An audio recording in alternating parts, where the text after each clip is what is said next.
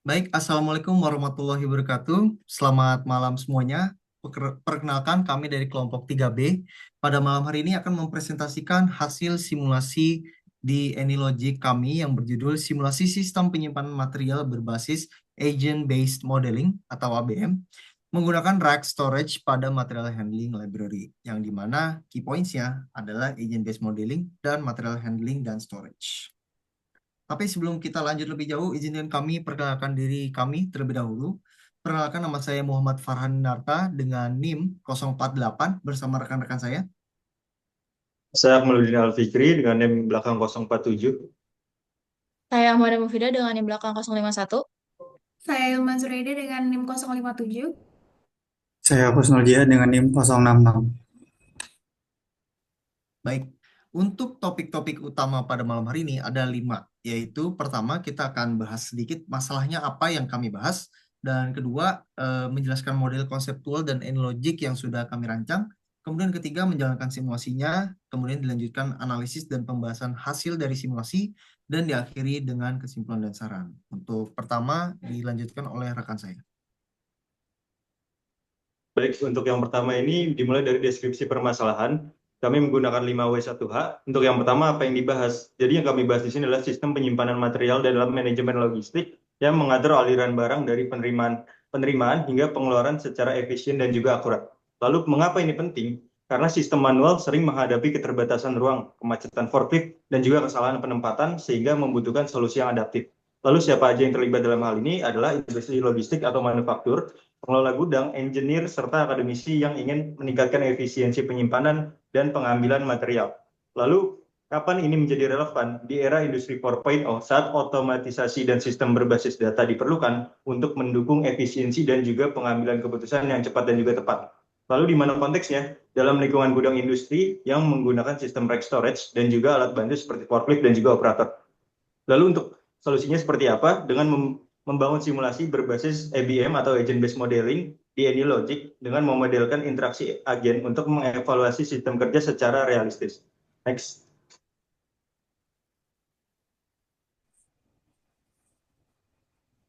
Oke, di sini kami membuat sebuah model konseptual dengan eh, model agent-based modeling yang mana pada sistem ini yang nantinya akan dimodelkan sebagai kumpulan agen yang berdiri sendiri yang kemudian akan saling diinteraksikan. Nah, kemudian setiap agen sendiri memiliki atribut, aturan, dan tujuan spesifik masing-masing. Nah, di sini ada beberapa agen yang sudah kita tentukan. Yang pertama itu ada forklift, yang peran utamanya itu untuk mengangkut material dari dan ke rak penyimpanan. Kemudian ada operator yang ditugaskan untuk mengendalikan forklift atau manual handling jika diperlukan. Nah, kemudian ada material sendiri yang mana entitas atau produk penyimpanan yang berpindah dalam sebuah sistem. Kemudian di sini ada rack storage yang mana dijadikan sebagai tempat penyimpanan terdiri dari slot dan strategi, di mana di sini kami memiliki dua strategi, yang mana itu yang pertama ada FIFO dan LIFO. Nah, kemudian di sini yang terakhir ada decision agent yang peran utamanya itu untuk mengelola alokasi tugas dan penempatan materialnya. Nah, kemudian untuk alur proses utamanya sendiri, yang pertama itu material datang di source atau area penerimaan, kemudian masuk ke store atau buffer. Selanjutnya, forklift akan mengambil material tersebut, kemudian akan mengangkut ke rak penyimpanan. Kemudian, bila ada permintaan, forklift mengambil dari rak, kemudian dikirim ke sink. Nah, selanjutnya, siklus berulang seiring kedatangan dan pengeluaran material. Kemudian, apa aja sih parameter yang disimulasikan pada model konseptual ini? Yang pertama itu ada jumlah forklift dan operatornya. Kemudian ada ukuran dan slot rack storage, jarak tempuh forklift, strategi penyimpanan yang mana tadi ada FIFO, LIFO, atau random, kemudian waktu layanan per transaksinya. Kemudian ada pun tujuan dari pemodelan model konseptual itu sendiri. Yang pertama itu ada mengukur efisiensi sistem penyimpanannya, kemudian optimalisasi waktu siklus pengambilan dan penyimpanan barang, kemudian yang terakhir ada menentukan kapasitas forklift dan layout paling efektif yang dimodelkan. Baik, setelah kita menyusun model AnyLogic, kita akan menyusun setelah kita menyusun model konseptual, kita selanjutnya akan menyusun model AnyLogic yang dimana dengan BM, tentunya Agent Based Modeling yang tadi sudah dijelaskan oleh Jihad. Jadi agen-agennya berdiri secara independen masing-masing dengan tujuannya sendiri, constraint-nya sendiri, jalurnya sendiri, dan lain-lain sebagainya. Yang dimana entitasnya itu ada source, yang dimana material datang dari source, kemudian lanjut ke store atau buffer area, di mana material ini disimpan dulu di sini untuk kemudian diproses oleh forklift yang dikendalikan oleh operator. Selanjutnya, dengan forklift, operator membawa material itu ke storage rack. Dari storage rack, dia masuk ke delay block dan sink itu keluar dari sistem penyimpanan. Yang dimana setiap forklift itu, seperti yang sudah saya bilang tadi, dia agen independen, di mana dia menentukan jalurnya sendiri, menghindari konflik atau kayak ketemu forklift lain, dan menanggapi permintaan. Dan sebenarnya di luar sistem ini ada yang namanya decision agent, yang dimana dia mengatur distribusi tugasnya, layoutnya, slot rack, lebar jalur, strategi simpan, dia mau FIFO atau LIFO di luar sistem ini, tapi dia terlibat ke dalam sistem ini. Kemudian hasil dari simulasi ini yang diharapkan itu ada data-data performa kayak idle time, utilisasi transporter, seberapa digunakan dari total transporter, dan backlog. Backlog ini ibaratnya forklift harus kembali ke jalur yang sama, bolak-balik. Dan juga eh, dan ketemu forklift lain itu backlog jadinya. Serta memungkinkan pengujian untuk skenario-skenario yang setelah ini akan kita bahas. Nah, kemudian kita ada 4 skenario, yaitu skenario awal, skenario 1, 2, dan 3. Nah, yang pertama itu skenario awal, jadi kita menggunakan arrival rate-nya itu adalah 15 box per menit dengan 5 forklift dan default layout. Nah, hasil yang kita dapatkan adalah utilitasnya sebesar 68,4% dengan antreannya itu kecil, yaitu hanya 3, dan backlog ringan di buffer. Kesimpulannya, sistem untuk skenario awal ini cukup efisien, tapi mulai menunjukkan adanya potensi bottleneck. Kemudian untuk skenario 1 kita mengubah arrival rate-nya menjadi 25 box per menit dengan tetap menggunakan 5 forklift. Nah, hasilnya itu utilisasinya naik menjadi 99% dengan antrean 130 hanya 66 dari 204 box yang diproses. Nah, kesimpulannya sistem overload sehingga transporter tidak mampu mengikuti laju permintaan.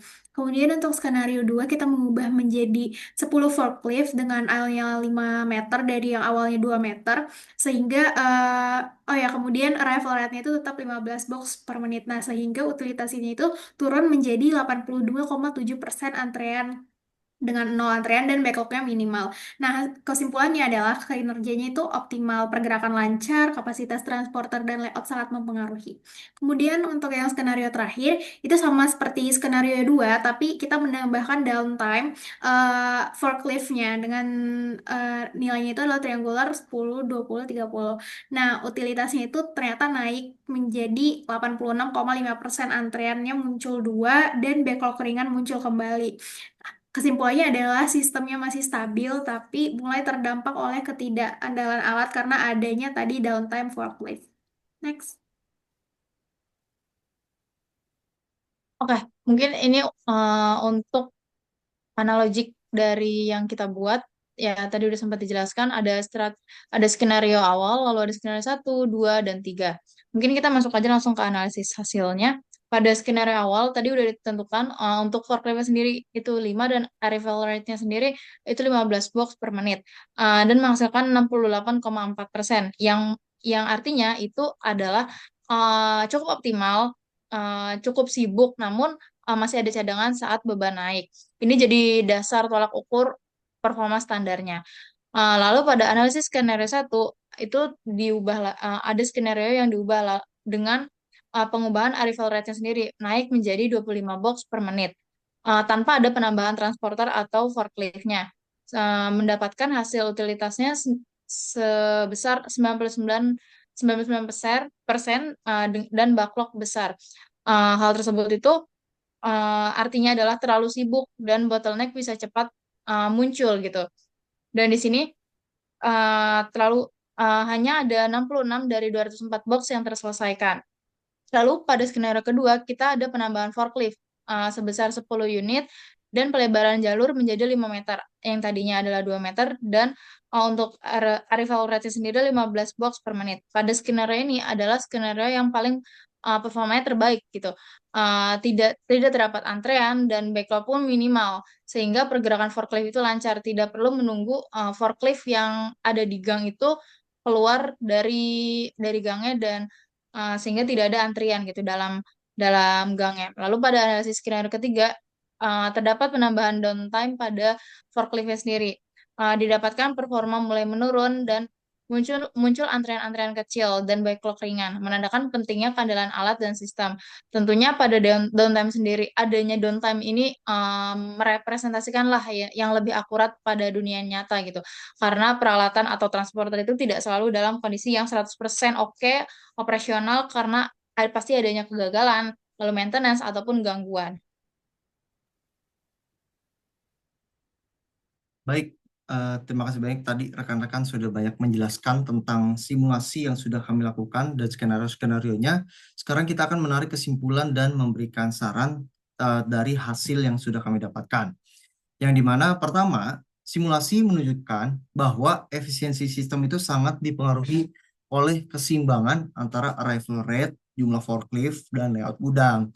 Yang dimana jika arrival rate-nya tinggi, itu bisa jadi menyebabkan mudah sekali adanya backlog dan antriannya jadi banyak karena tidak dibarengi dengan penambahan jumlah forklift. Sehingga arrival rate itu meningkat, otomatis jumlah forklift juga harus meningkat. Tetapi itu juga tidak akan jadi lebih bagus jika layout gudangnya juga tidak diperbaiki. Misal dengan penambahan luas aisle. Makanya tadi ditemukan efisiensi tertinggi itu ada pada konfigurasi 10 forklift dengan lebar aisle-nya 5 meter, yaitu pada skenario 2. Sedangkan untuk efisiensi terendah itu terjadi saat beban tinggi tidak diimbangi kapasitas yang juga memadai, seperti di skenario 1, yang dimana dia forkliftnya tetap 5, aisle-nya tetap 2 meter, tetapi arrival rate-nya 25. Itu jadi penumpukan banget. Kemudian untuk waktu siklus terpendek itu dicapai ketika tidak ada backlog, tidak ada mandek, tidak ada antrian. Seperti pada skenario 2, yang dimana skenario 2 itu dia minimum banget, dia tidak ada sama sekali backlog.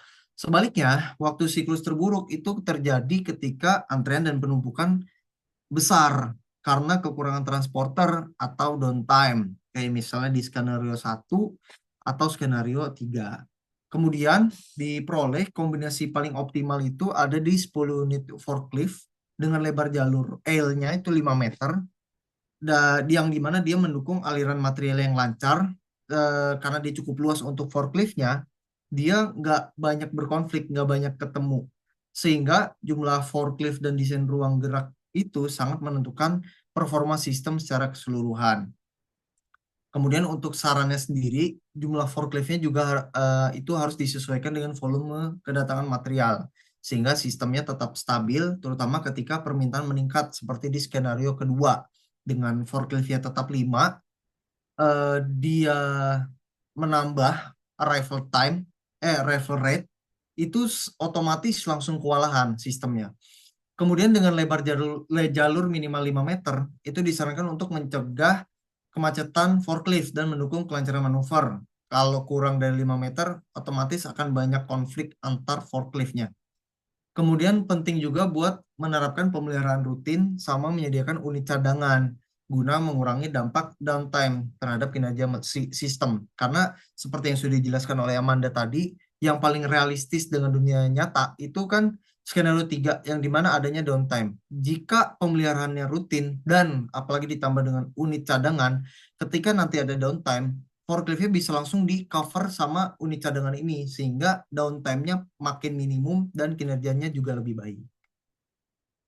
Baik, sekian presentasi dari kami terkait simulasi agent-based modeling untuk material handling di rack storage. Kami sangat terbuka untuk saran dan masukan untuk kedepannya. Sekali lagi terima kasih. Wassalamualaikum warahmatullahi wabarakatuh.